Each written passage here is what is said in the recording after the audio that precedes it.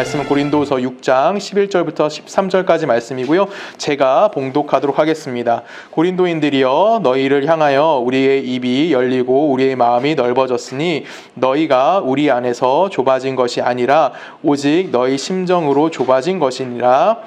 내가 자녀들에게 말하듯 하노니 보답하는 것으로 너희도 마음을 넓히라. 아멘. 함께 기도하십니다. 하나님 감사합니다. 하나님의 은혜와 하나님의 사랑 안에 오늘 우리가 살아있음을 너무 감사드립니다. 하나님 이제 우리 말씀 듣습니다. 말씀 들을 때 전하는 자 듣는 자 하나님의 말씀으로 아멘으로 화답하게 하여 주시고 우리 마음에 받아들이며 기뻐하며 그것이 또한 이 땅을 살아가기에 부족하지 아니한 복된 말씀 되게 하실 걸 믿사오며 살아계신 예수님의 이름으로 감사하며 기도했습니다. 아멘. 우리가 지난주에 이제 하나님의 백성으로서 사는 이중적인 면에 관련된 이야기를 좀 나눴습니다. 하나님이 우리를 욕됨과 하나님이 우리를 그 영광의 자리로 내모실 수 있다라는 거예요. 그래서 내가 하나님의 일을 감당하지만 영광스러운 자리에 있을 수도 있는 거고 아니면 욕됨의 그 어떤 자리, 쉽게 말하면 세상적으로 좀 보잘것없는 자리에 멈춰 있을 수도 있다라는 것을 우리가 살펴보았습니다. 이거는 우리가 그리스도인들 안에서는 크게 문제되지 않지만 이 세상적인 시선으로 봤을 때는 우리가 받는 그 고난이 조금 어려울 수 있다라는 내용에 대해서 우리가 함께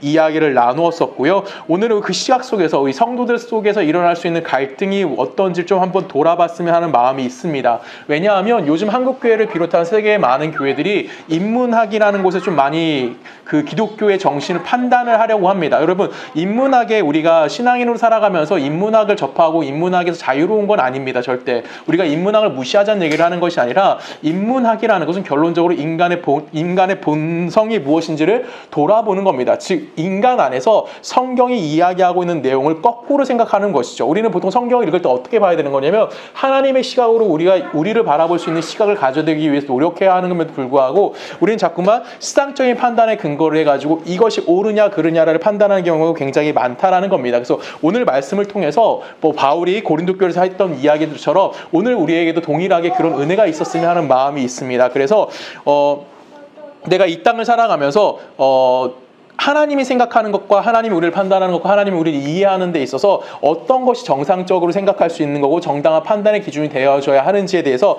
몇 가지를 우리가 함께 살펴보기를 원합니다. 먼저 우리 12절 말씀 제가 다시 한번 읽도록 하겠습니다. 너희가 우리 안에서 좁아진 것이 아니라 오직 너희 심정으로 좁아진 것이니라 라고 이야기합니다. 이 표현은 무슨 얘기를 하는 걸까요? 오늘 고린도 교회 교인들의 실패와 더불어 오늘 우리들에게도 일어날 수 있는 그 현실에 대해서 이야기하고 있는데 우리가 신앙이라는 것을 오해하고 있다라는 얘기를 하고 있는 거예요. 무슨 기준으로 오해하고 있는 거냐면 그 하나님의 기준에서 오해하고 있는 것이 아니라 지금 내 삶의 기준과 내가 가지고 있는 판단의 그 어떤 영역 속에서 하나님의 일하심, 성경에서 이야기하는 것 좀 오해하고 있는 부분이 있다라는 부분을 우리들에게 이야기해주고 있는 겁니다. 그래서 오늘 이거 세 가지 정도로 우리가 함께 고린도 교회가 갖고 있던 문제에 대해서 한 세 가지 정도 우리가 축약해서 한번 나눠보려고 하는데 첫 번째로 우리가 생각할 건 뭐냐면 우리가 믿는 기독교의 가장 근본되는 신앙의 중심되는 내용이 무엇이냐라는 것입니다. 우리는 보통 어떻게 생각하냐면 은혜라는 단어로 우리 신앙의 본질을 요약할 수 있다라고 저는 생각을 합니다. 그런데 고린도 교회 사람들은 지금 진리, 지혜, 지식 이런 표현들을 사용함을 통해서 어떻게 하면 신앙적 차원으로 그 문제를 판단하려고 하는 것이 아니라 시상적인 기준을 가지고 와가지고 그 은혜됨이 무엇인지를 설명하려고 노력하고 있었다라는 겁니다. 그러면 엄밀히 따지면 성경에서 말하는 은혜되는 부분과 이들이 이야기하는 은혜되는 부분이 서로 정반대의 내용으로 가져갈 수 있다라는 것이죠. 왜냐하면 철학적인 차원에서 우리가 기독교를 이해하려고 한다면 거기서 벗어날 수밖에 그 기독교에서 이야기하는 근본에서 벗어날 수밖에 없기 때문에 이 바울과 고린도 교회가 갖고 있던 가장 큰 오해가 여기서 발생되지 않았느냐라는 생각을 합니다. 그 이유는 기독교 신앙은 합리적인 진리를 추구하기 위해서 과학이나 아니면 철학을 연구하는 내용이나 아니면 그런 연구소의 역할을 감당하는 것이 아니라는 겁니다. 우리 신앙의 근거가 무엇이냐라고 이야기했을 때 아니면 우리 신앙이 가지고 있는 결과가 무엇을 만들어낼 수 있느냐라고 이야기했을 때 그건 딱 하나밖에 만들어낼 수 없다라는 것이죠. 그것이 뭘까요? 하나님 되심이다라는 겁니다. 우리가 출애굽기 3장 14절에 보면 뭐라고 되어 있습니까? 바울이 모세가 하나님께 질문해요. 당신 이름이 무엇입니까? 라고 질문을 던지니까 하나님 뭐라고 대답하면 나는 스스로 있는 자다 라고 이야기해요. 이건 나는 나다라는 얘기인데 이 나는 나다라는 뜻이 제가 여러 번 말씀드렸습니다. 어떤 의미를 갖고 있습니까? 내가 역사의 주인으로서 이 역사를 창조하였고 이 역사를 운영하는 거고 이 역사의 마침표를 찍을 이 역사의 완전한 주인이 나 자신임에 대해서 선포하고 있다는 겁니다. 이거는 하나님의 하나님 되심을 가장 완벽하게 이야기하고 있는 내용이 표현하고 있는 내용인데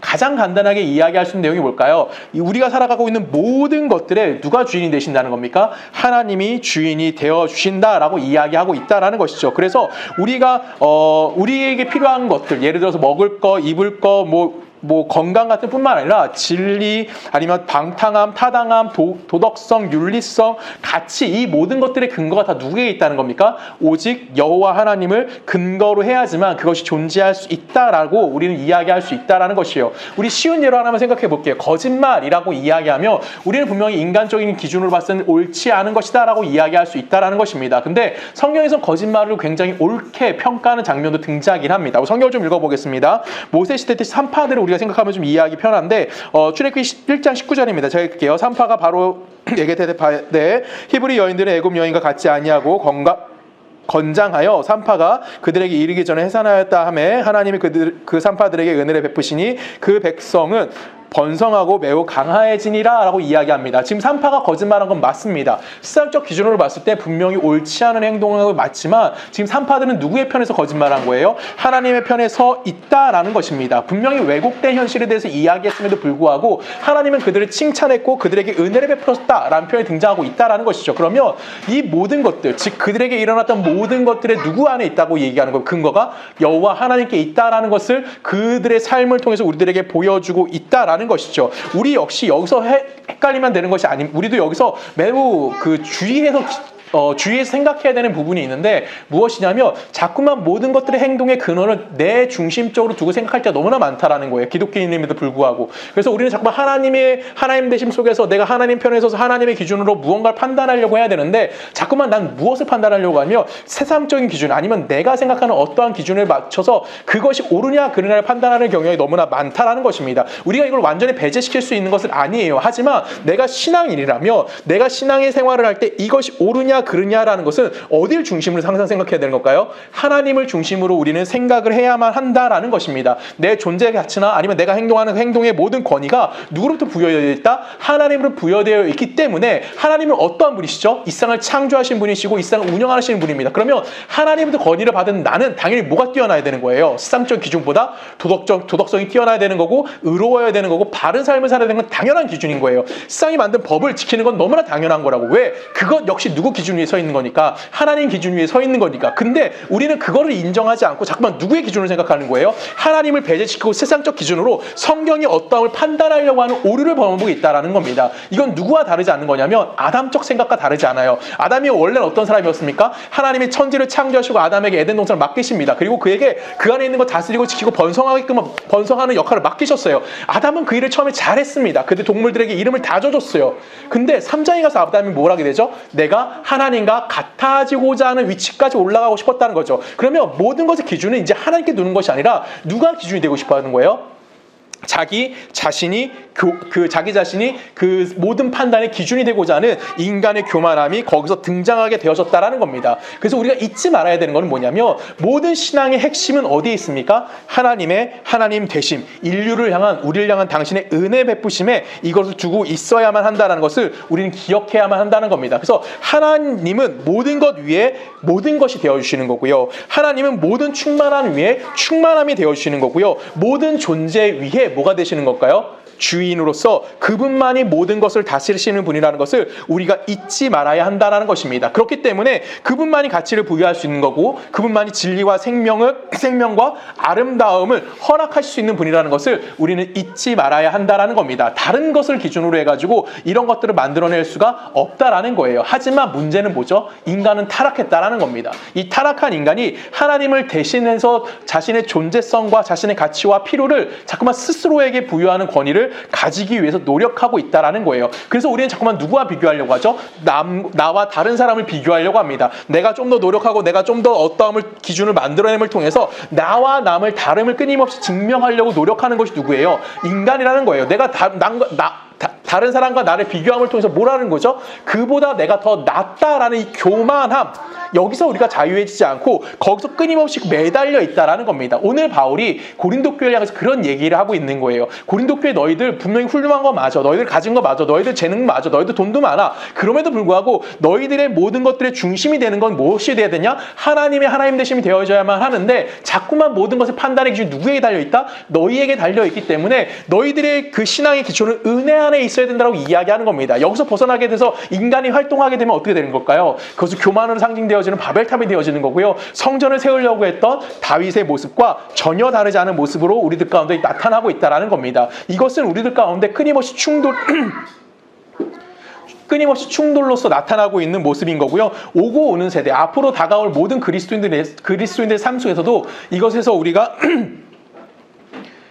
자유해지긴 좀 어렵다라고 저는 생각을 합니다. 왜 그럴까요? 우리 안에는 무엇이 존재합니까? 죄의 본성이 존재하고 있다라는 거예요. 나는 하나님 도움 없이 살 수 있어. 나는 하나님 없이도 충분히 잘 살 수 있어. 우리의 기도가 거기로 다 귀결되고 있다는 걸 부인할 수가 없을 겁니다. 여러분, 우리가 기도할 때 가장 큰 핵심은 어디에 두고 있습니까? 하나님 없이 잘 살 수 있는 삶의 그 어떠함에 두고 있지는 않으신지 스스로에게 한번 질문해 보셔야 되는 거예요. 내가 나 스스로 자족할 수 있지 않을까라고 착각하는 것이죠. 대표적으로 한국에서 요즘 유행하고 있는 단어가 있습니다. 뭘까요? 아부화. 저는 그렇게 생각합니다. 아주 보통의 하루. 작은 것들 가운데 내가 자족하지, 내가 이것만으로 내가 만족해야지. 이건 뭘까요? 하나님으로 만족하는 삶을 살겠다는 것이 아니라 그냥 내가에 주어진 그 어떠함을 가지고 내가 만족하겠다. 이거는 엄밀히 따지면 죄의 후유증이라고 저는 생각합니다. 특히 한국의 많은 청년들이 여기에 저는 빠져 있는 것이 좀 안타깝긴 합니다. 특히 기독교인 청년들 중에 아주 보통의 하루, 좋은 단어입니다. 그런데 문제는 뭘까요? 그 속에서 내가 남에게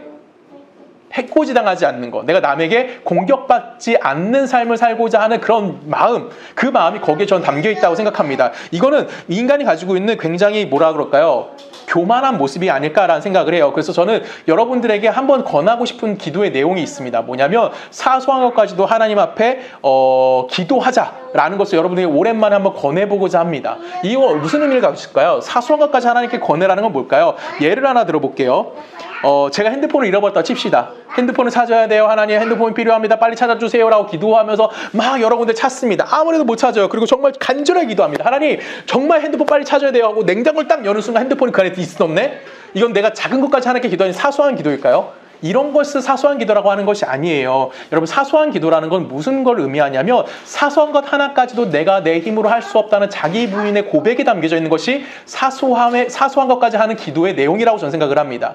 내가 어떻게 해야 될지 모르기 때문에 하나님의 임재함 속에서 그 로렌스가 아침에 일어나가지고 하나님, 당신이 나의 삶을 어떻게 인도할지 모르기 때문에 내가 오늘 당신께 감사합니다라고 이 고백했던 그 고백이 바로 저는 사소한 기도의 모든 것이라고 생각을 합니다. 내가 할 수 있는 것이 없기 때문에, 내 능력이 부족하기 때문에 난 누구를 의지할 수밖에 없는 존재이다? 당신을 의지할 수밖에 없는, 하나님을 의지할 수밖에 없는 존재입니다. 당신이 내 삶의 주인이 되어 주십시오. 당신으로만 내 삶이 이루어지길 원합니다라고 고백하는 것, 그 고백이 우리 신앙에 점검할 수 있는 기준점이 되어준다고 저는 생각합니다. 오늘 여러분의 신앙의 기준을 어떻게 갖고 계십니까? 오늘 여러분은 삶을 아침부터 지금까지 살아오시면서 과연 내가 하나님 앞에 내 삶에 대해서 얼마나 질문하셨고 내가 얼마나 하나님을 의지했는지에 대해서 스스로에게 한번 질문해 보십시오. 그리고 여러분, 신앙을 오늘 점검해 보셔야 되는 겁니다. 내 힘으로 얼마큼 살려고 노력했는지, 내 힘과 내 기준으로 하나님이 아닌 이 세상을 살아가려고 노력하는 모습이 내 삶, 복된 주일이라고 하는 주일조차도 내가 그런 삶을 살고 있지는 않았었는지 스스로에게 한번 질문을 던져보십시오. 그리고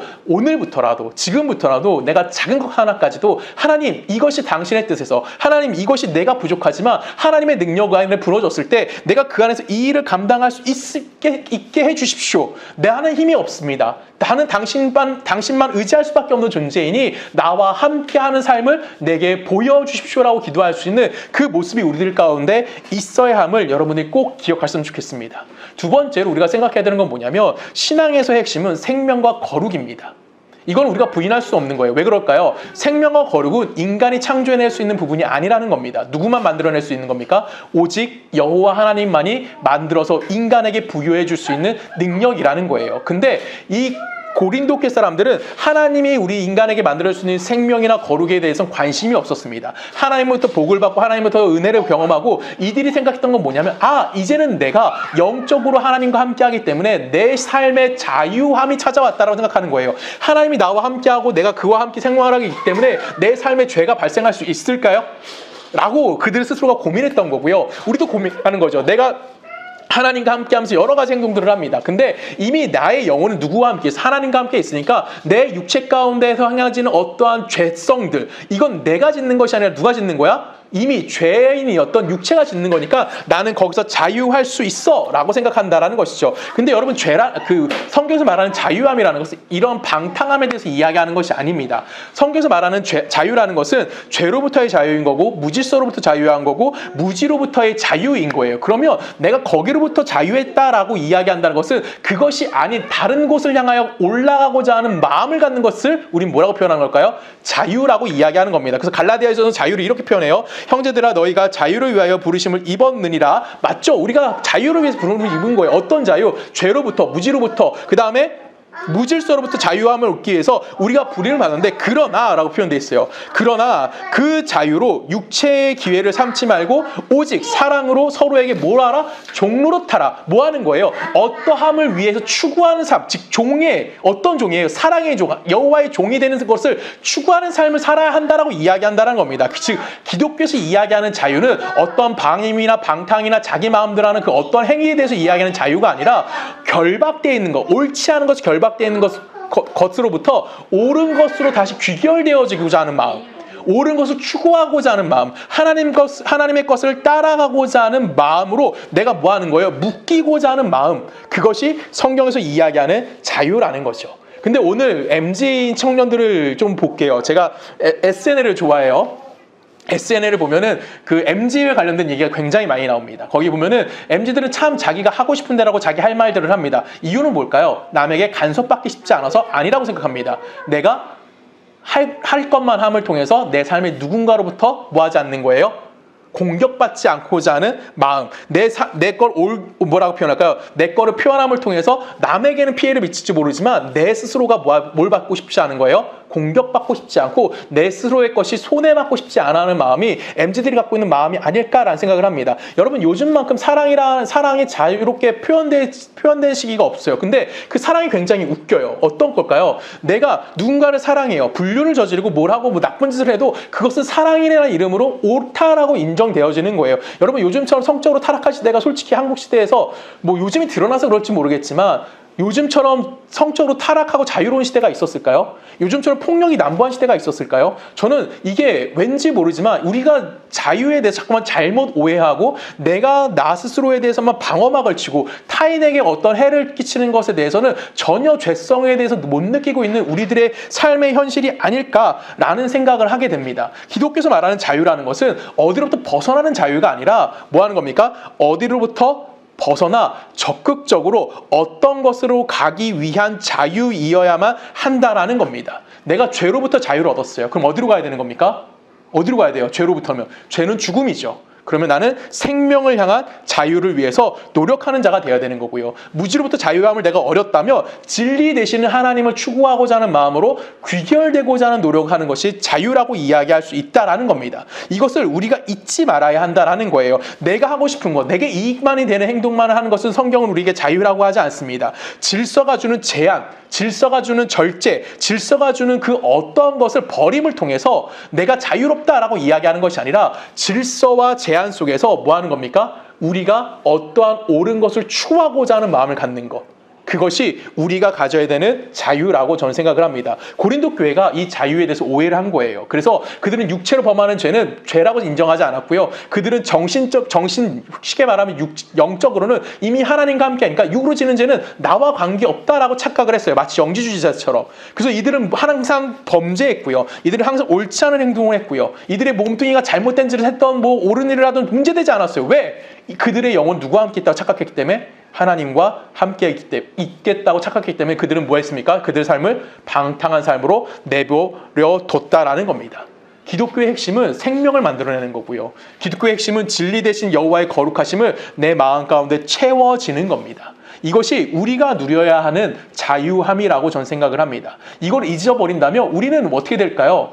세상과 전혀 다르지 않은 자들이 되는 거예요. 세상에서 요구하는 것과 동일한 요구를 받는 겁니다. 그래서 요즘에 한국교회가 솔직히 말하면 세상에 힘 있는 자, 세상에 돈 있는 자, 세상에 권력 가진 자가 교회에 와서도 동일한 힘과 동일한 발언권과 동일한 힘을 갖고 있다라는 것이죠.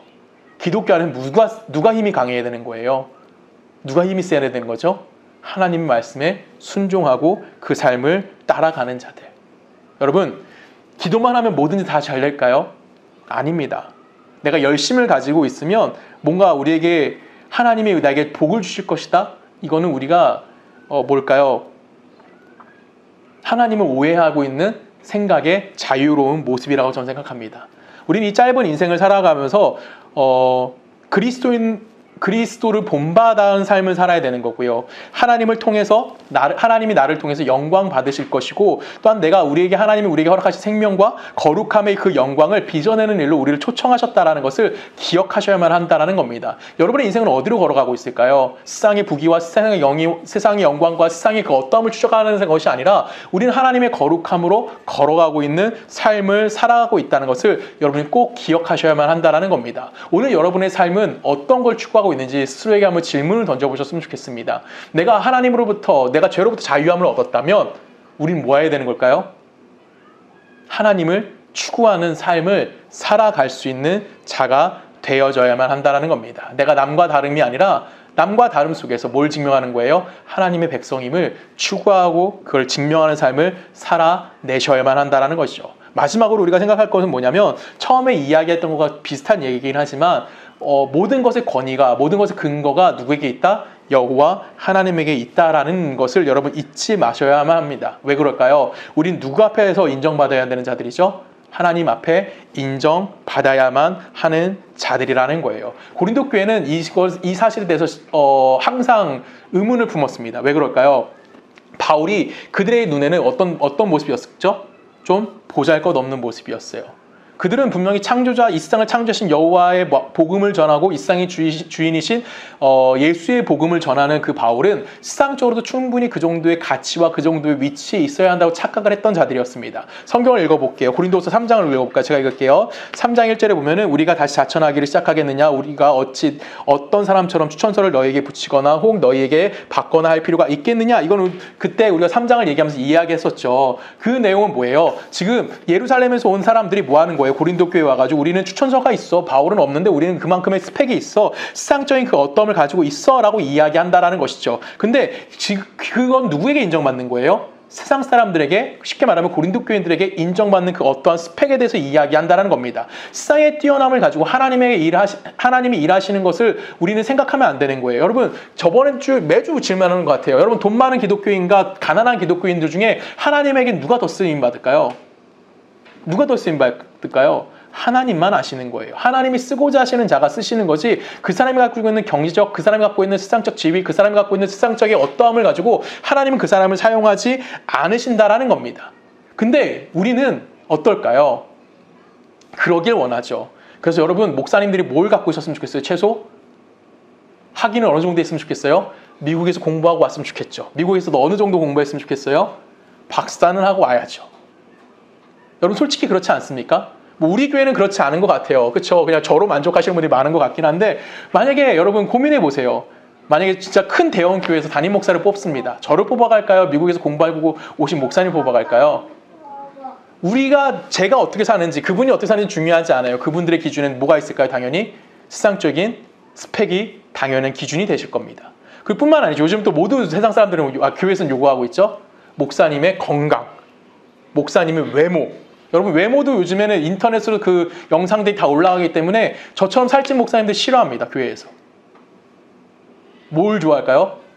연예인처럼 잘생기고 예쁜 목사님들을 선호하는 교회들도 많아졌어요. 그래서 예전에 어떤 교회였는지, 그 방배도에 있던 어떤 교회가 공고문을 한번 올린 적이 있어요. 자기네 교회는 온라인으로 방송을 하기 때문에 그 외모를 그 몇 킬로 이상 지원 불가 이렇게 써 있는 적도 있었거든요. 나는 기준을 못 차요. 절대 찰 수가 없는 몸무게입니다.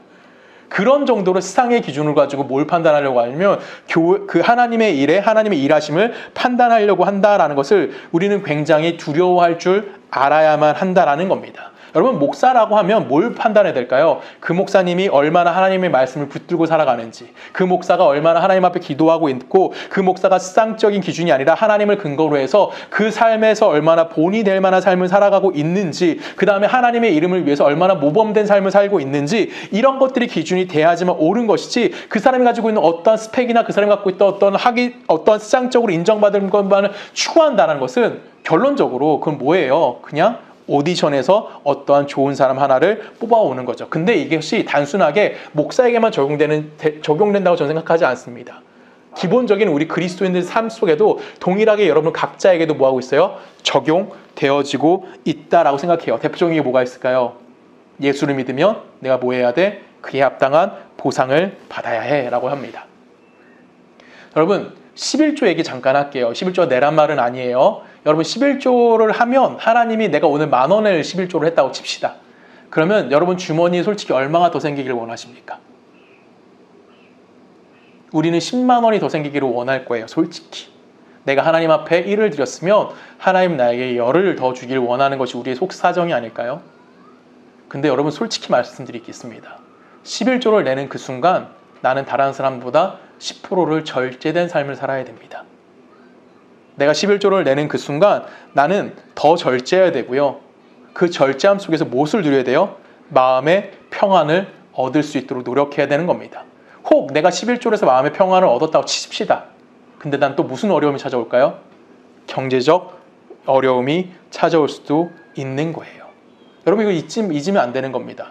그러면 또 이렇게 질문할 수 있어요. 하나님, 예전에 뭐 간증 같은 거 들어보면 어떤 사람은 11조 했더니 자기의 인생이 11조 했더니 하나님이 1000배로 부어주셨대요 라고도 할 수도 있습니다. 그런 사람이 없다라는 건 아니에요. 당연히 있습니다. 언제 그럴까요? 신앙이 어린 사람들, 하나님의 기적이 필요한 사람들, 하나님이 당신이 누구인지를 알게 만드시기 위해서 필요할 수도 있습니다. 대표적인 사람이 누구였을까요? 아브라함이라고 저는 생각합니다. 성경을 좀 읽어볼까요? 창세기 12장 제가 읽을게요. 그냥 창세기 12장 17절입니다. 여호와께서 아브라함의 아내 사레의 일로 바로와 그 집에 큰 재앙을 내리신지라. 이건 뭐예요? 지금 아브라함이 자기 그 사라를 뭐라고 팔아먹은 거지? 바로한테 내 누이야라고 팔아먹었기 때문에 재앙이 누구에게 임했대요? 바로의 집에 임했다라고 표현합니다. 바로가 아브라함을 불러 이르되 내가 어찌하여 나에게 이렇게 행하였느냐? 내가 어찌하여 그를 내 아내라고 내게 말하지 아니하였느냐? 내가 어찌 그를 누이라 하여 내가 그를 데려다가 아내를 삼게 하였느냐? 내 아내가 여기 있느니라 이제 데려가라 하고 바로가 사람들에게 그의 일을 명하며 그들이 그와 함께 그의 아내와 그 모든 소유를 보내었더라 라고 이야기합니다. 여러분, 누가 잘못한 거예요? 지금 이 사건에선 누가 혼나야 돼요? 누구에게 재앙이 임해야 되는 거예요? 아브라함에게 재앙이 임해야 되는 거예요. 근데 여러분, 이제 아브라함 얘기는 너무 귀에 아플 정도로 많이 들었을 거예요. 창세기 12장에서 아브라함은 믿음이 있었습니까? 없었습니까? 없었던 자였어요. 그냥 하나님이란 신이 어느 날 나타나서 본토지 자비의 집을 떠나라고 해서 떠났던 사람이 누구예요? 아브라함에 지나지 않아요. 그래서 하나님이 아브라함에게 당신이 누구인지 알게 만들어주시기 위해서 누구의 편을 들어주시는 거예요? 아브라함의 편. 아브라함이 실수했음에도 불구하고 아브라함의 편 들어주시는 거예요. 그리고 그 아브라함을 끝끝내 하나님 어떻게 하실까요? 성장시키시는 거죠. 어디까지? 그의 아들 이삭을 바치는 창세기 22장까지 그 아브라함의 신앙을 성장시키시는 겁니다. 우리가 신앙이 어릴 때 하나님을 기도했을 때 응답받을 수 있습니다.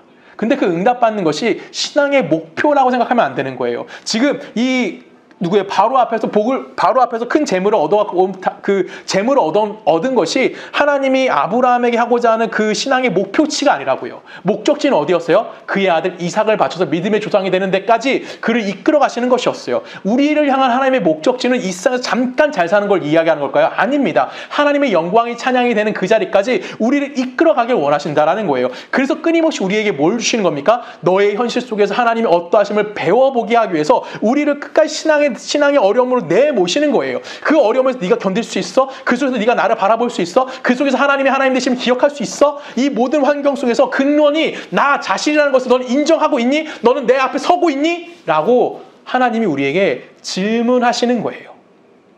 그때 우린 뭐라고 대답해야 되는 겁니까? 하나님, 내가 당신 앞에 서기 위해 노력합니다라고 하는 겁니다. 그러면 세상이 우리를 대접할까요? 우리가 세상에서 내가 하나님이 나와 이렇게 함께하고 있습니다라고 이야기하면 세상이 그걸 인정해 줄까요? 아무도 인정해 주지 않아요. 아무도 여러분을 칭찬하지 않는다고요.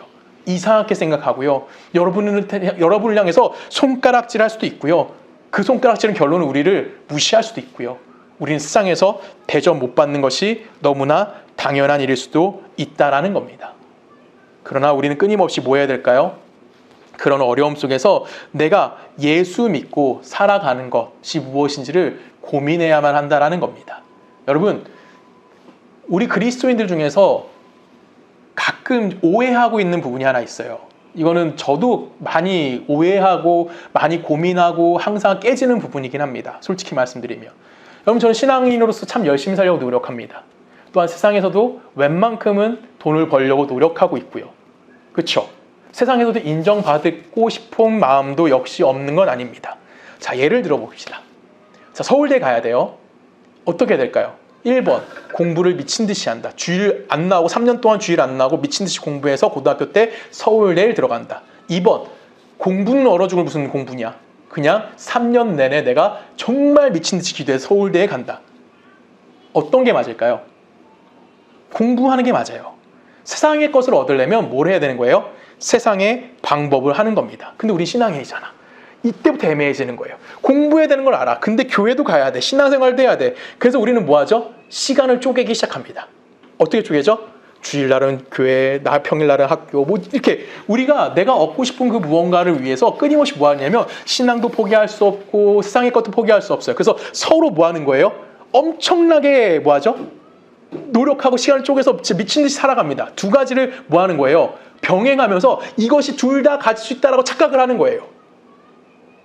근데 결론에 가서 우리는 항상 깨닫게 되죠. 이 두 개가 병행할 수 없다는 것을 인정할 수밖에 없게 되어지게 돼요. 왜 그럴까요? 하나님은 우리를 세상의 일로 부르지 않으셨습니다. 하나님은 여러분을 거룩한 일을 하기 위해서 불러내셨어요. 그러면 우리가 하나님의 거룩한 일을 하다 보면은 세상적인 손해는 어떻게 되는 걸까요? 당연하다시 받아들일 수 있어야만 한다는 겁니다.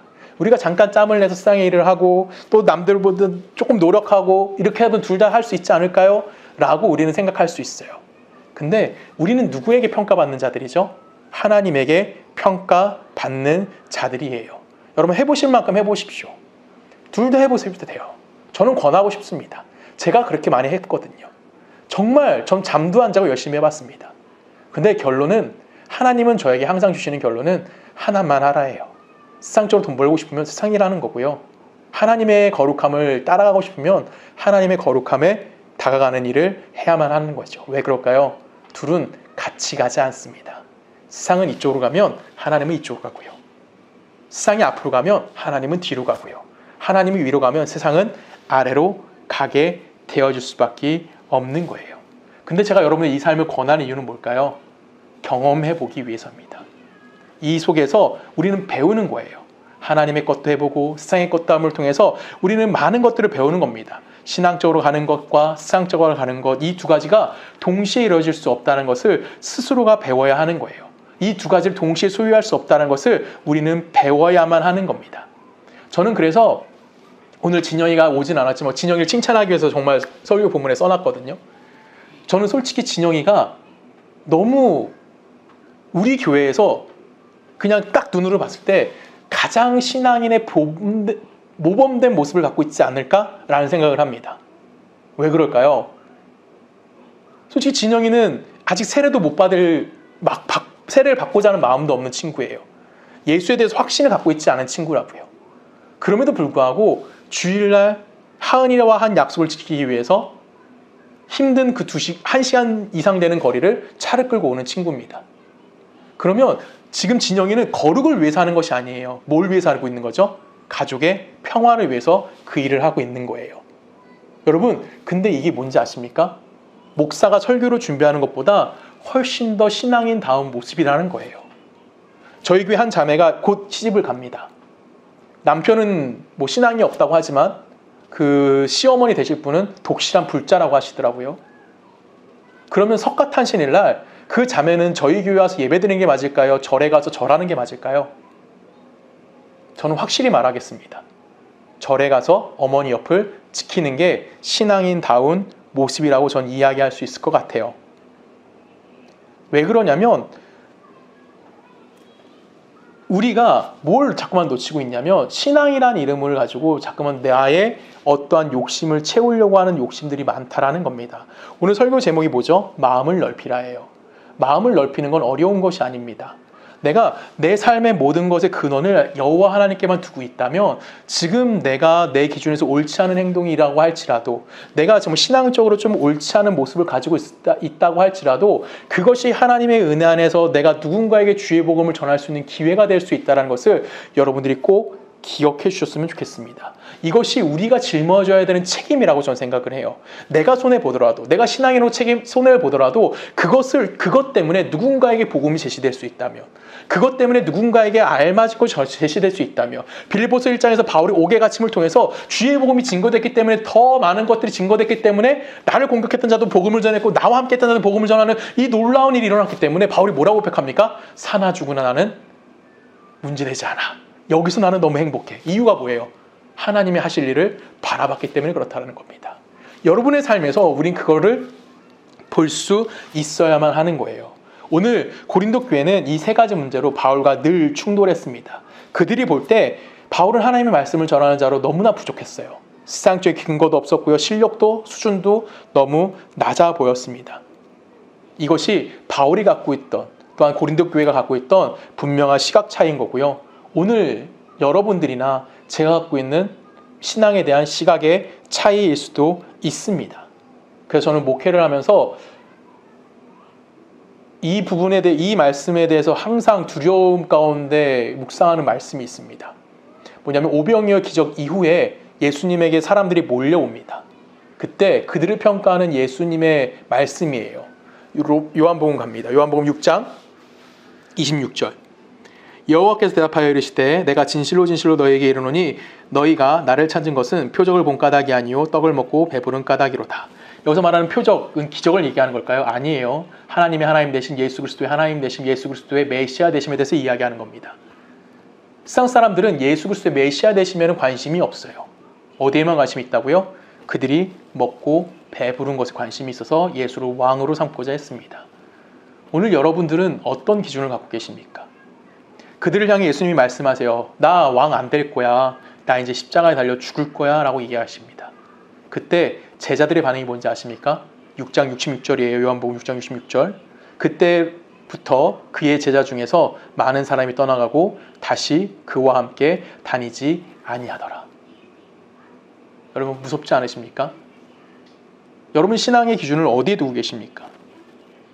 우리는 내 삶의 기준을 누구에게 맞추고 계십니까?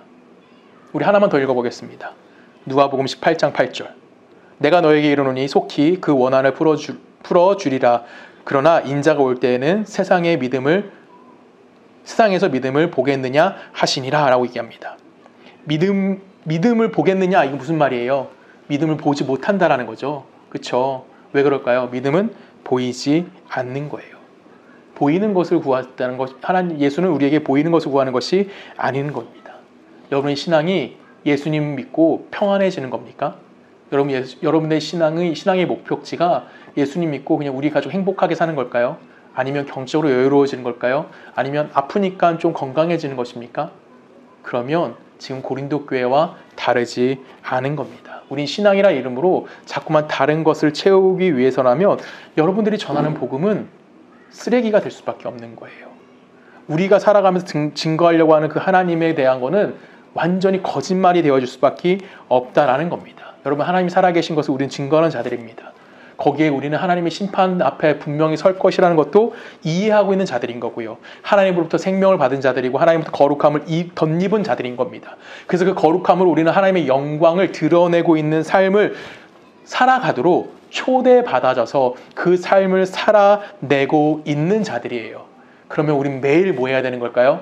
그 영광을 담기 위해서 노력해야 되는 거고요. 그 거룩을 쌓아가기 위해서 매일같이 싸움을 해야 하는 자들이라는 겁니다. 오늘 여러분들은 내가 그동안 얼마나 나태한 신앙생활을 했는지, 그리고 내가 얼마나 내 중심적인 신앙생활을 했는지, 그리고 내가 얼마나 교만한 신앙생활을 했었는지 스스로에게 한번 질문을 던져보셨으면 좋겠습니다. 지금 내 형편이 좀 좋으니까 나는 괜찮을 거야. 지금 내 형편이 좀 어려우니까 나는 좀 더 기도해야 돼. 이런 잘못된 신앙을 갖고 계시지 않으셨는지, 오늘 여러분들이 허락하신 그 모든 삶 속에서 여러분들은 하나님의 말씀을 실천하는 자들이 되어져야만 하는 겁니다.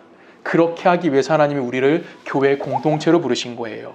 여러분, 만약에 제가 하나님의 말씀을 따라가고 있지 않다면 여러분은 저를 뭐 하셔야 될까요? 회의하셔야죠. 그리고 교회에서 저를 내치셔야만 하는 겁니다. 그게 정답인 거예요.